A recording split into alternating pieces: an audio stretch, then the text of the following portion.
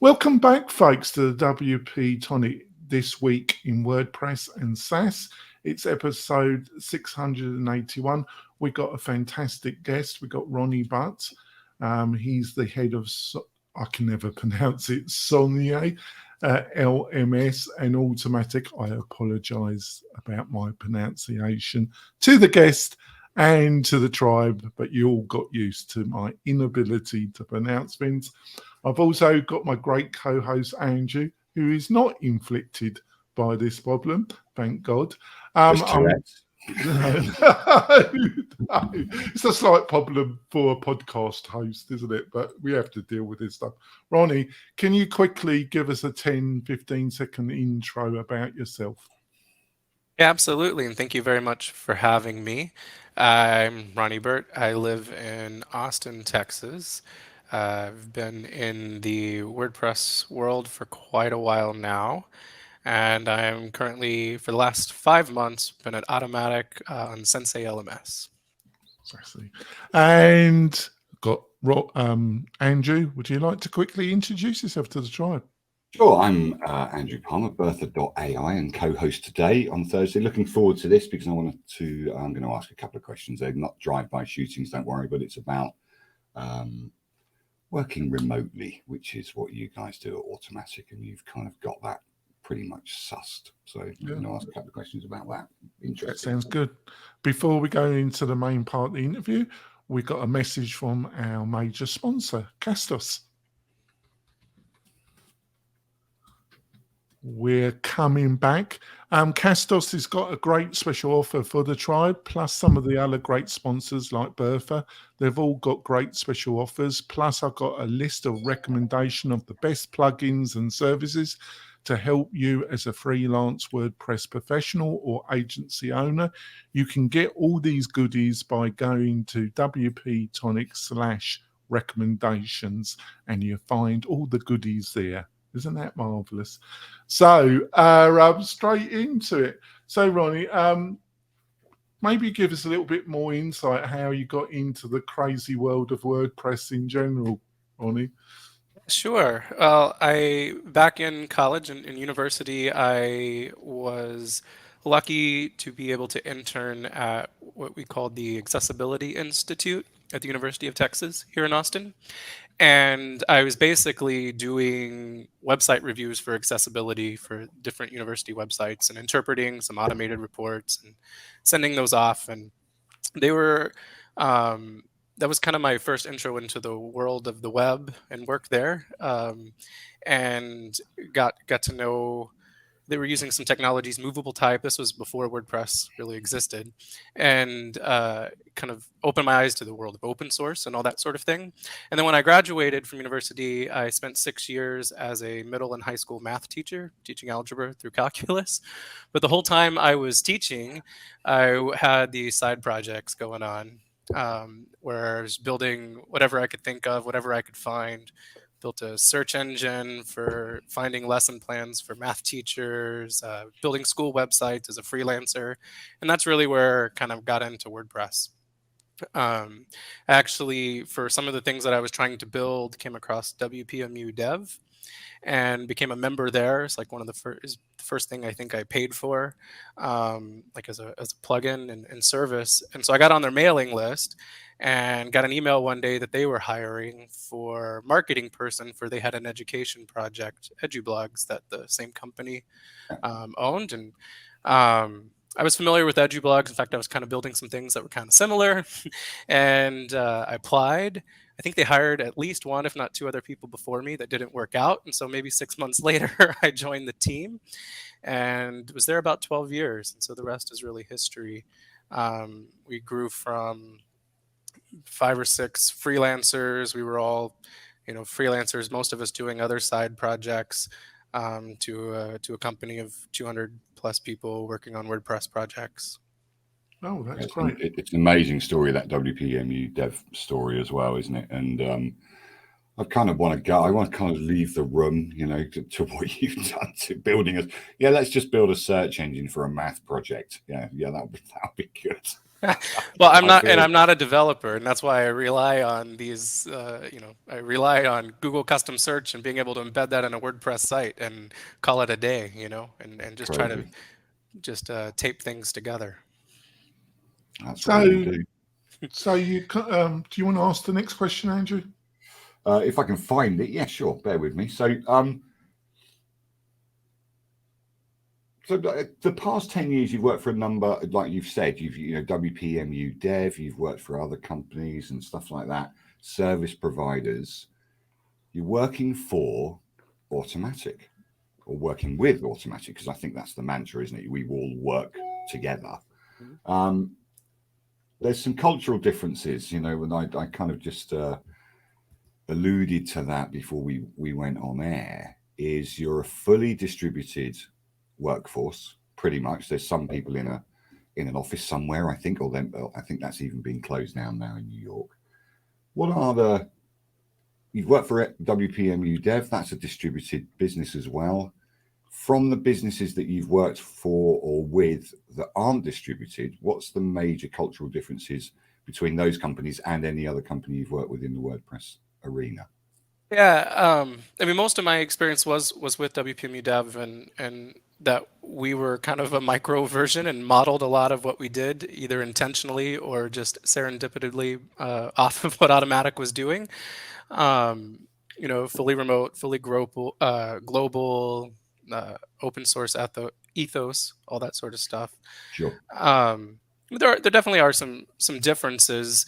This is Automattic is the largest company I've worked Yeah. with, and with that was the main reason why I wanted to ask you the question, because it's like over 2,000 people now, I think, isn't it? You're right around that number for sure. It's a much larger organisation than the previous ones, that apart from your university experience, which is And probably I was a student there, and we were a small organization, and teaching there was schools, you maybe had 100 people or something, working there. That's definitely a difference, and one thing that I think Automattic does really really well, and I've heard it kind of talked about and makes sense to me now that I'm kind of in there, is that there is bureaucracy, there are some expectations, there's some guidelines and things that you have to do around reporting and around training and around just the way that we do it, but it's structured in a way that we're a bunch of teams. All the teams are maybe on average 4 to 8 people.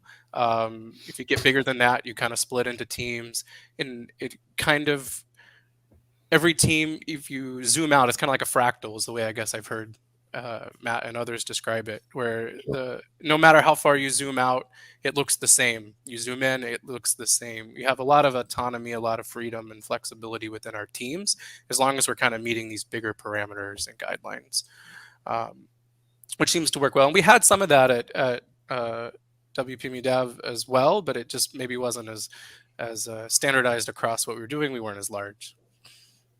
right. So you were interviewed. I don't know if you were interviewed by Matt. I don't know if he's still interviewing everybody that joins Automattic. At one time, I knew that he was part of all the interview process. What attracted you to take on this project? This particular plugin. I thought it was going to be maintained, but they were going to slowly let it die. Obviously you've been brought on board not to rejuvenate it. There must have been opportunities why the job interested you. So, first of all, what interested you about taking on this particular project, and what do you see as the opportunities for the plugin and for online education? Maybe that's a very large question, so maybe we'll keep it to what do you see as the clear opportunities for the plugin? Sure. Yeah, what attracted me to it is that I've, been in WordPress. I've used Sensei. I've used many of Sensei's competitors. I've been working with universities and school districts on using these sorts of things. So I understood it. Actually, at WPMU Dev, there was a time when we had our own competitor Mhm. that Course Press, I think, is what we called it, but that no longer exists. Well, it's still on GitHub, but it doesn't have very much use. And so, it's my background is an educator. My passion is in education, and I had gotten really far removed from that in my day to day. We were doing marketing websites and for universities and really into the weeds on like enterprise hosting, which is fascinating, but I was getting too far removed from where I really wanted to be. So then this opened up an opportunity just kind of happened. We had some conversations. It was a pretty lengthy process. Matt's not still doing a chat with everybody, and so I didn't have that, but it's kind of replicated a similar experience. I think from when that was much smaller. It's just the pace that we're hiring. I don't think anybody could do that anymore. Impossible. Yeah, But I thought he might have done because I would imagine them wanting to. I'm not sure if I'm utilizing the right word, the word that you think is appropriate. So I'm using the word rejuvenate. yeah. No, I love that word. For them to make that decision, you're as head of this project. I'm grasping for the right Well, way of you would have putting. thought that the head of the company would get it. Yeah, get it's a that rather in. important of all the projects. There is a lot going on, but it's a reasonably important project in all the projects that are going. Yeah. No, I mean definitely the idea and it's not just me that's been brought on. We've tripled the team of developers working on it. We have more marketing help and everything around it has been growing, and that's definitely come directly from Matt and all the leaders of the organization of what we should be focusing on and putting those resources there. No, one of the reasons that did actually attract me to the job is that when we were talking about it, is there. Just to be clear, there's not a specific plan in place. So there wasn't already a specific plan in place before I came on board on how we will grow it or what we need to do. It's really what excited me about it is Yeah. I get to come in and be part of those discussions and meet with as many customers as possible, work with our team, and come up with those plans. And so that's really what I love to do. We're not starting over, like you said. We're rejuvenating. In fact, I really like that word because the plugin has been period of growth and never really seen a period of decline in use, but some flat periods for sure. Sure. And our aim is to get that going back into a steeper increase of growth and usage. If I can ask a question, Jonathan, that would be great because it is associated with WooCommerce, right? Mm-hmm. So it's WooCommerce, and so you're working with Automattic, and obviously because of that WooCommerce. When you were being interviewed for the job, or when you expressed interest in the job, was the fact that it was associated with the biggest e-commerce WordPress plugin out there make it even more attractive to say, well, I really want to work with this because this is not going to be that difficult to make sure that it gets front and center of everybody because WooCommerce is so big? It's definitely it's definitely a competitive advantage. I mean, you can't deny that for sure. I mean, it's listed in the footer on WooCommerce still. It was originally a WooCommerce or a Woo back when it was Woo Themes project, Sure. right? And it launched as part of a theme, I believe. And really, WooCommerce wasn't the main thing that Woo was doing at that time. That was 9 years ago. Yeah. And yeah, it was just acquired with the WooCommerce acquisition, and it was been put in periods of maintenance mode, some periods of growth, and some attention. And yeah, up until a month ago, the only way to purchase anything related to Sensei was through WooCommerce Marketplace. That's something that I wanted to change and that we've been working on to make it a little easier to find a reason to use Sensei. But that relationship is still there and is still the number one way people find Sensei for sure. Yeah, for sure. Brilliant. Well, Excellent. I think we're a good place for us to go for our break. When we come back, we'll be delving more about Ronnie's plans for Tiki Sensei. We'll be back in a few moments, folks. We're coming back. If I want to point out, I do a fantastic newsletter. It's based on some of the stories that we discuss on the Friday show, the notorious WP-Tonic Roundtable show, where guests come to die. But I write a in-depth editorial about one of the stories. I'm scathing in my comments. I'm barred from many places in the WordPress community because of my editorial. Plus, you have all the recommendations from the panel sent to your inbox. What more could you ask for on a Monday morning to brighten your morning up? And it's all free. So please sign up for that. And you get that by going to WP-Tonic/newsletter. So Ronnie wasn't laughing at some of my jokes in there. I thought it was quite good. He's kind of afraid. He's like most guests. Afraid now. He doesn't know what the hell he's got. What am I doing on here? Yeah, exactly.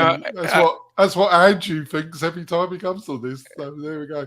To be fair, and quite honestly, for at least the last 6 months, I listened to that panel every Saturday morning when I'm running. So it's the news of the world of WordPress. I really like the way that flows. So well, that's really good to hear. That is really good to hear. I'm sort of just transferred onto this Thursday one to meet the people individually because I can't take the panel much more anymore. It was conflicting with his golf, Ronnie. His golf comes first. It was golf. All right. So on to the next story. You got a lot of competition in the WordPress space, but also you got a lot of competition in the SaaS space. Obviously, with the purchase of LearnDash, Chris Lemmer's the head of that now. So you got some serious competition. Chris Badger and his joint founder, Tom, are personal friends of mine. They've got a fabulous product. Plus, you've got all the SaaS competition out there, and there's a lot. What are your plans in the medium term for this plugin, and how do you feel that you can build it? Only a small question. What do you see as the opportunities that will allow you to build up the plugin and move it forward? Yeah, no, that's a good question. I definitely have been following both those guys you just mentioned for many years, and a lot of admiration for the work that they do. And I think competition makes us all better, and especially our customers win there, for sure. I believe that the LearnDash acquisition may have been announced my very first day on the Sensei job, so that was fun, and good timing. Welcome to the news. Yeah, and fantastic. Yeah, so it was pretty fun. And some of the things that we're working on, we have the first thing that we've been really spending a lot of time on is we've been growing the team, and we got a lot of new folks working on it, and most of them are new to Automattic. Many are new to WordPress development, but very experienced developers. So we're spending a lot of time kind of in-house and figuring out our systems and our process. But we've already pushed out a ton of really good things. We're very in tune with what's going on in the WordPress world. And right when FSE and 5.9 launched, we have full site editing, compatible theme experience for our courses in Sensei. Wow. And that was not something anybody asked us to do. It was just something we realized really early on that we could leverage, and it actually made it a lot easier to develop than what was already kind of being worked on before I joined. So this is an experience that you can use your normal WordPress theme. You don't have to opt into this, but when you open up a lesson, you can instead display this theme that supports full site editing, so you can really customize it, add blocks in different ways. One of the big projects that we're working on now that should come out pretty soon is actually I know that I'm working on an LMS, but I'm a big believer that learning takes place in lots of places, and outside of the LMS is a good thing. And you'll be able to use a lot of the blocks that we're working on for learning and building interactive content outside of Sensei lessons. I mean, blog posts, landing pages, and other LMSs, even. So that we want to just try new things and try it in a different way, and our focus really will be on helping course creators create lessons that are high quality, and really focusing there. Just a quick follow-through question. I think one of the problems, it's not a problem, but it's also an opportunity, is I say learning management system, but there's so many different, you got the competition inside the WordPress ecosystem, but I see the real competition as the SaaS. Mhm. And there's so many different learning management systems, those that are aimed at corporate learning, and those that are aimed at higher education, which LearnDash has some following. Then you have the individual entrepreneur trying to build a membership website, which may be LearnDash and Kajabi and Teachable. There's so many subsets of this market. Is that one of the things that you're really focused on, is trying to find your niche, find the area, your tribe, and then really focus on giving the best experience to that particular subset? Yeah, absolutely. And I don't know that we've 100% nailed exactly if we're going to have one focus or try to do a few at the same time. But one of our focuses for sure is really what I think has been the bread and butter of WordPress in general, and the reason of WordPress growth is that developer community and the agency community and the ones that are building courses and helping people build courses for others, and maybe a little bit less of a focus on that like single entrepreneur that wants to do it all themselves. Yeah, I'll give you an example. I have a neighbor that she's like an occupational therapist, and she does online courses for helping parents work with children, and she does coaching and all sorts of stuff around that. And I knew that she was doing online courses, so I asked her, like, what are you using to run that, right? And she said she didn't know. She had no idea. She was the one running these courses and building the content, but she had hired a freelancer to just do it all for her, and she sent them Word documents and videos to put in the course. And I really think that that's a huge market and community, and if we can be that tool of choice for freelancers, small agencies, large agencies, whatever, then Sensei will have a good opportunity there.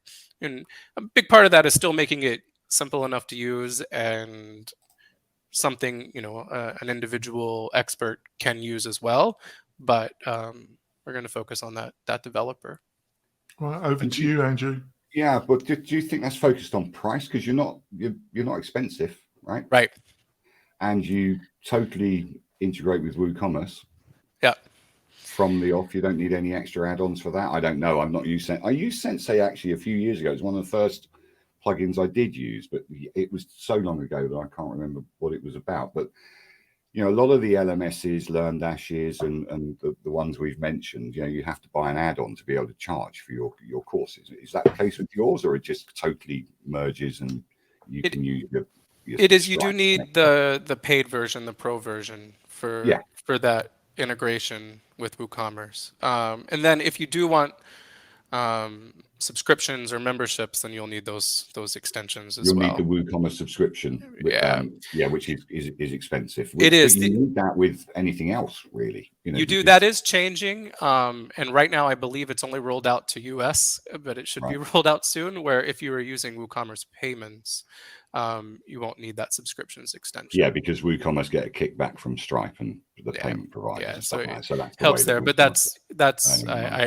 I totally understand as a subset of people of Yeah, using sure. that. Yeah, but you know, we've got to be able to monetize things. I'm commercial, so I've got no problem Yep.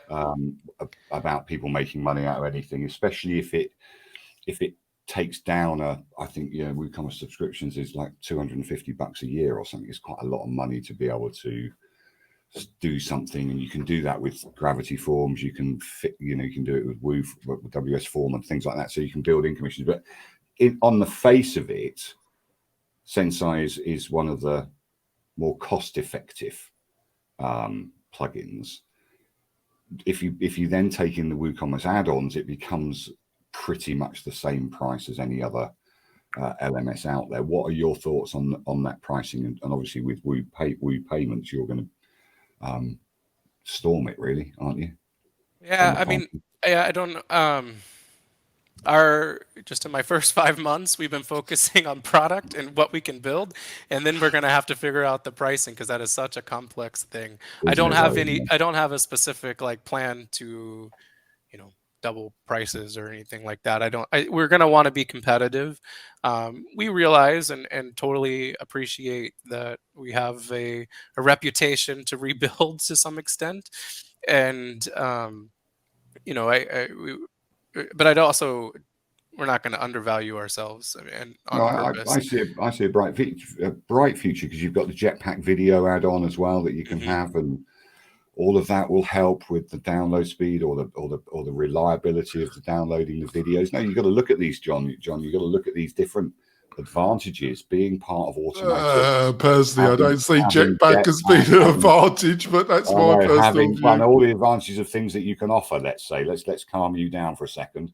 You know, you got your video, you got your WooCommerce, you've got your Woo Payments, you've got Jetpack, all the additions on that. So, as an offering, Sensei you must be pretty excited by it, right? I'm excited. I just wish I had, you know, a time machine to just and like could have even 3 times more developers so we could get it out there faster, because it never gets developed as quickly as you think. But video is a good example. We do have Video Press, which you can get through Jetpack, but there's an opportunity for Video Press service through Sensei without the need for Jetpack or something like that. And if we can make even better, what I would love to do is, you know, make those videos more interactive, be able to easily pause and put a quiz question in the middle or something like that. If we can extend on that, and that's definitely projects that we've got in our mind to get going on. Brilliant. Right, on to you, John. You can ask the last question, or second to last. I think we're going to wrap it up, actually. And you're okay, Ronnie, to continue the discussion in what we call bonus content for another 10, 15 minutes. Are you okay with that? Yeah, that sounds great. Which you can see the whole interview plus the bonus content that we're going to have with Ronnie on the WP-Tonic YouTube channel. And please subscribe to the channel, Tribe, because it really helps the podcast, helps the WP Tribe and the community in general. So go over there and watch the bonus content. We got another great guest next week. We got, I'm amazed at the quality of guests that we got coming up in the next couple of months, like Ronnie, but we've got some really fabulous interviews coming up, which I'm sure me and Andrew are going to be delighted in presenting to you, Tribe. So, Ronnie, what's the best way for people to find out more about you and what you're up to? I'm at Ronnie Burt on Twitter, RonnieBurt.com, and SenseiLMS.com. So, Andrew Palmer, what is the best way to find out for the Tribe what you're up to at the present moment and your travels? I'm just not going to tell anyone what I'm up to these days. No, I'm at Arnie Palmer and at Bertha AI _, which is obviously Bertha. Which AI. I must say I've been using more and more lately, and it is fabulous. I am becoming a Bertha convert, Andrew, which must be music to your eyes. We will be back next week with another fantastic, insightful interview. We'll see you soon, Tribe. Bye. So, bonus content. So, we've discussed maybe some of the landscape of, the competitors, what you hope around video, but then you've got the bigger question about where online education is going anyway. There was a lot of talk about gamification, micro courses. As you probably are aware, my main business is utilizing WordPress for people that want to build what I call e-learning business. That's what really the podcast is more about, promoting me and being part of the community. My bread and butter is education, membership websites, building large websites for corporate clients. So gamification, micro courses, what are some of the trends that you think in the next 18 months will be more coming up in the world of online education in general? Yeah, I'm also very interested in gamification, and but I think I might have a slightly different philosophy than many when they hear that word. And so you could look at it from sort of like extrinsic motivational things that we might put into courses for gamification, the traditional things like leaderboards or points, and like a notification that you log in every day. People seem to love that on what's the Duolingo. Everything I hear when I tell people what I do, it's like, oh, I love Duolingo and how it gives me a reminder that I need to log in for the day. That sort of gamification I think is interesting, and we can put it into our platforms, work on it with Sensei. But really where I get excited and where we see trends is more that what can lessons do for more that intrinsic motivation, the challenges that you put in a lesson that make people just think or have to do something differently. If you're those unlocking achievements throughout a course, or something that's unexpected, an Easter egg, like these things that are more content focused instead of like platform focused, I guess. Sure. So are you thinking of educating the educator on how to educate using an LMS? Yeah, I hope so. Yeah, definitely. Yeah. And that's we all have expertise in something. And if we're wanting to teach, and I'm not saying that I'm the world's best educator. In fact, I'm pretty far removed from it from when I was doing it.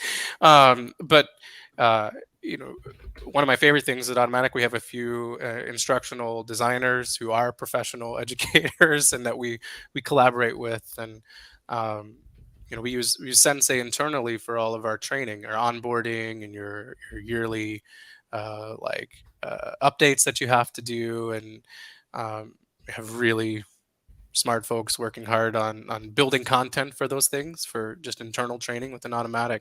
And learning from them has been really useful, and we'll hope to help share that to our community of users and that sort of thing too. In terms of trends of e-learning, I'm, just personally super excited that it's not our large corporate publishing companies that like own all the content and own all the platforms, that it is things like platforms on WordPress and individual content creators that have the knowledge, and there's just so much more choice and opportunity out there.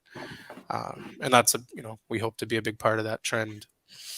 Yeah, one of the really interesting things that came out of the pandemic lockdown, when everyone was locked down, there was it was Chris Badgett that interviewed this guy, because he used his system for doing it, but he basically lost his job. He was a kids entertainer, and eventually he just started this course which taught people how to build balloon animals. This interview, yes, yeah. So that's really cool, and there are so many opportunities, and that's what I said, educating the educator. What Badgett does very well, and I call him by the surname because I've met him physically and whatever, had a drink with him, is educate the educator, and people who don't think that they've got something to be able to teach people, or they don't think that their particular skill set can transfer to an online learning management system. So that's part of your thought process as well, going down. Anybody running an LMS is trying to educate the educator. Absolutely. And I'd go even a step further is that I hope that we kind of build that into our platform and into when you create a course to where it's just like you can't help but just create a little bit more engaging course or a little bit more, it's not a wall of text. Like if there's anything that we can do to help encourage that, like in an automated way or in a pre-thought out way, then that's something that's very interesting to us and high on our radar. I just want to clarify, I don't think we totally clarified in the podcast part of the show. It's reported, I forgot what the actual figure was, but it's reported recently that some of the leading forecasters see the growth on online education just expanding in the next few years, and for it to become a multiple billion-dollar market. Obviously you've got to be focused about what your product, your vision is going to be with it. But where do you really see the competition being internal LearnDash, Lifter LMS, or is it really the SaaS platforms and really getting people to see and your offering as the premier WordPress offering compared to the SaaS competition? What's your view what's your heart tell you about where the real competition is? I think it's the SaaS platforms. And I also think that this, to some degree, is also true for WordPress in general, and not just our like the Sensei plugin, in that, well, first of all, I think it was just yesterday, Thinkific, which is one who's of the user experiences, I think I have preferred. I've tried many of them. I've interviewed the founders. Yeah, and I think just yesterday they announced a 20% layoff of their workforce and like downgrading of their stock prices and all these things. And I don't know if those forecasts that you were talking about, how accurate they really will be, or if there was a very real COVID bump. Yeah. I mean, if you do a Google search trends of any of the competitors of Sensei, even of just online learning in general, there was like a massive spike in April, May of 2020, and it held for a little bit, and now we're back to basically the pre-COVID spike. Yeah. And but learning is still, I think COVID did accelerate the fact that learning is going to be more online, and the need for learning and the need to be able to update content quickly and update courses quickly and, things if in a corporate environment, right? If you're changing the way you're working, all of a sudden your old ways of teaching people to do what you need to do has changed. And so I would say our competition is those SaaS providers, those closed, even just proprietary systems. And then I think that goes back to me wanting to really focus on developers and those building for others, because in those choosing those platforms, hopefully if they turn to someone for help, we want to be a flexible but easy to manage and affordable solution. I kind of agree with you, because I was a Kajabi consultant and I decided to walk away. Oh God, I forgive you.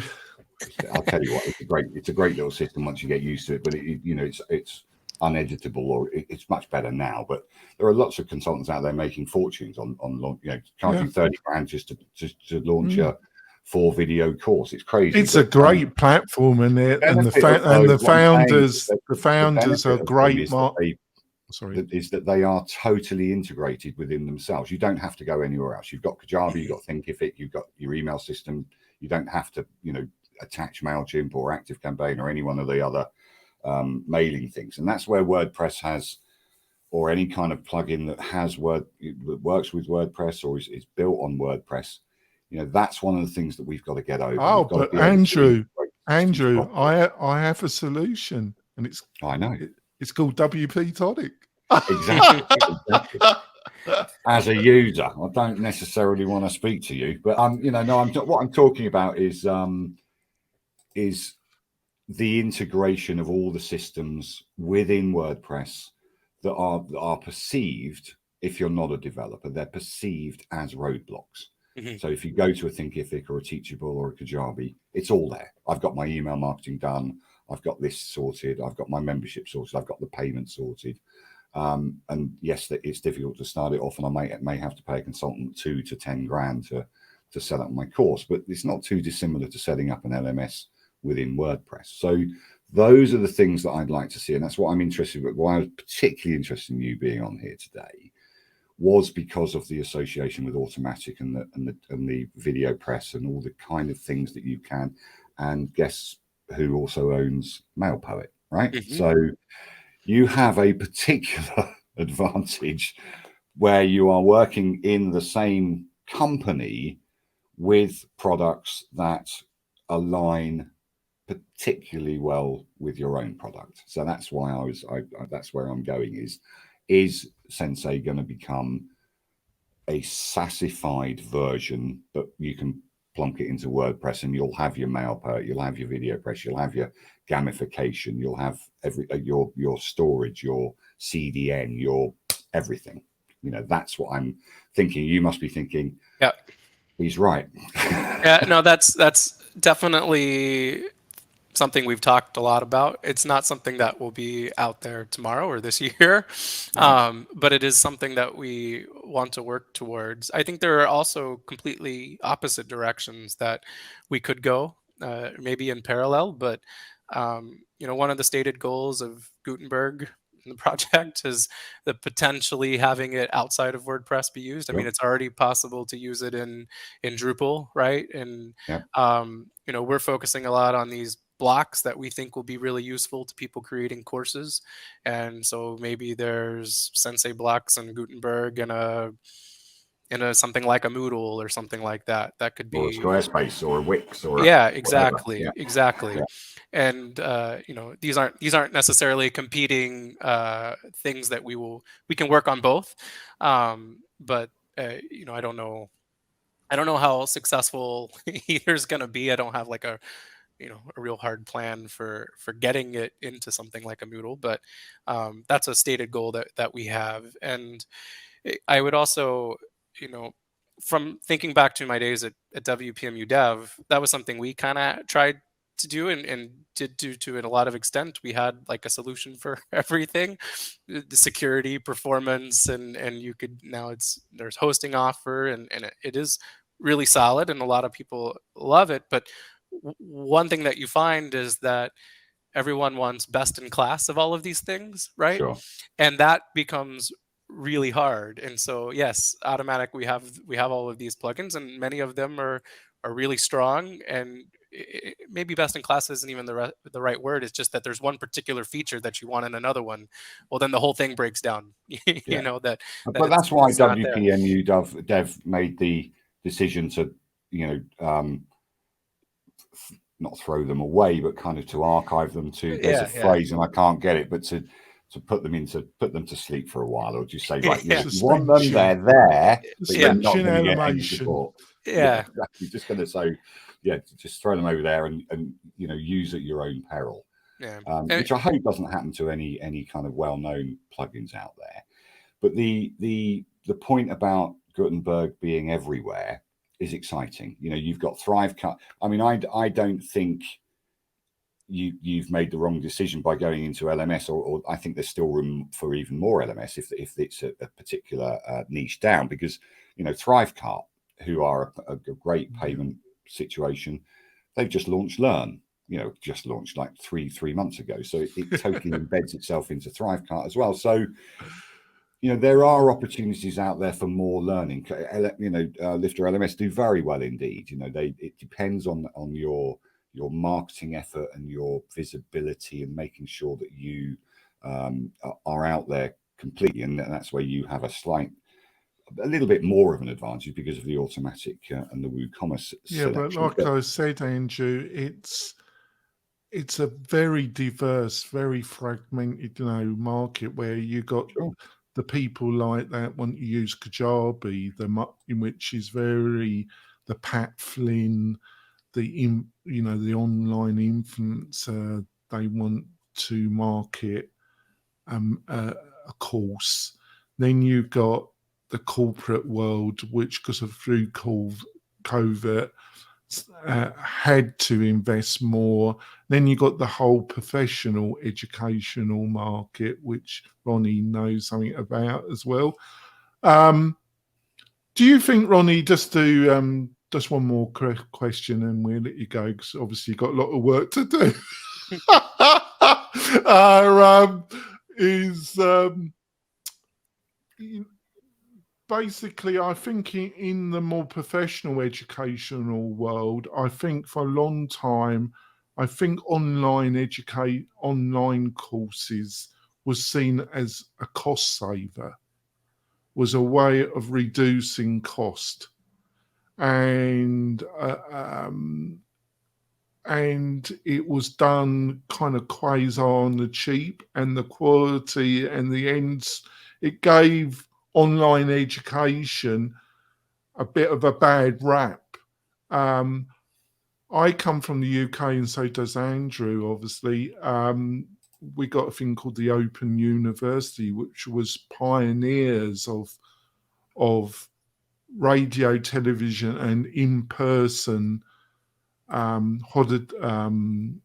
in-person education, higher education, and now they've gone big on online. So they've been going since the early 60s. I feel that the hybridization of higher education, where it's a mixture of online courses, in-person groups, building community, we've only touched the surface of where we're going in a way. Would you agree with what I've just outlined and some of my conclusions, Ronnie? 100%. I'm often embarrassed, and so since this is in the bonus content, I can say it that I have a master's degree fully online, and I taught for 3 years fully online at the University of Phoenix, and I didn't earn my degree from there, but that was a while back, and it's true. You thought of it maybe as a little bit less experience, a little less the content maybe not as strong, the outcomes maybe not as strong, but a lot of that has shifted and changed. Our understanding of what's possible has changed. But that's also why I'm very passionate, and I really want to focus on the content and helping people create the lesson content that is high quality. And that's not just content, is the whole experience. It's how do we build collaboration into the experience and engagement and get people doing and not just reading, and those sorts of things. And I got a lot of friends. My wife is an academic, a professor, and we talk about this all the time. Now it's kind of preferred. They'll do more flipped stuff in their courses, or they're fine to have a Zoom call for a class, but sometimes it's much better to be in person, right? And sometimes it's much better to put things. They have a lot of flexibility because their students are all right there around campus. They can get together when they need to, or they can be virtual when they need to. It is a very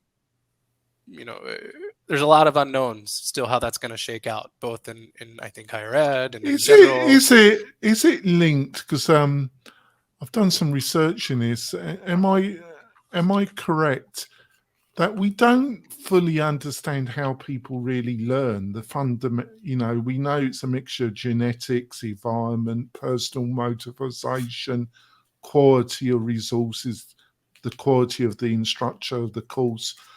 But we don't. Am I correct? Is that we still don't fundamentally know in a coherent, scientifically based how people fundamentally effectively learn? I think there's some truth to that. I think that the research is constantly changing. I mean, the most obvious example that people are familiar with is that anybody that was an educator when I came through training 20 years ago, and even more recently, learned about learning styles. Almost everybody on earth learned about learning styles. You're an auditory learner, or you're a visual learner, and now that's ingrained into all of us. That I only learn when I'm seeing. Now there's new research that says all of that is just not true at all. Like, it doesn't exist, and that those learning styles are not a real thing. And instead, it's very much dependent on the concept being covered or being tried to be taught or tried to be learned. And, that makes a lot of sense to me. So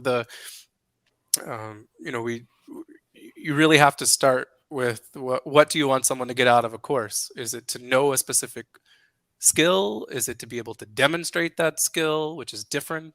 All these sorts of things. And yes, lots of researchers constantly changing. I do love to read those academic journals. I don't understand half of them, but it's Well, I was it's constantly changing. involved. The mother of my child was a childminder, and so there by default I was a childminder, because you just are, and then you become involved. We had a thing in the UK called early years learning, and you become involved in that. And actually, Nick, she did an Open University course and got her degree, and she's now a teacher. So I don't think there's any shame in having an Open University course or having an online course, because it's very well monitored, and you have to physically go somewhere for an exam as well. So it's all there. But I've always felt my personal view of how I've learned is by fun.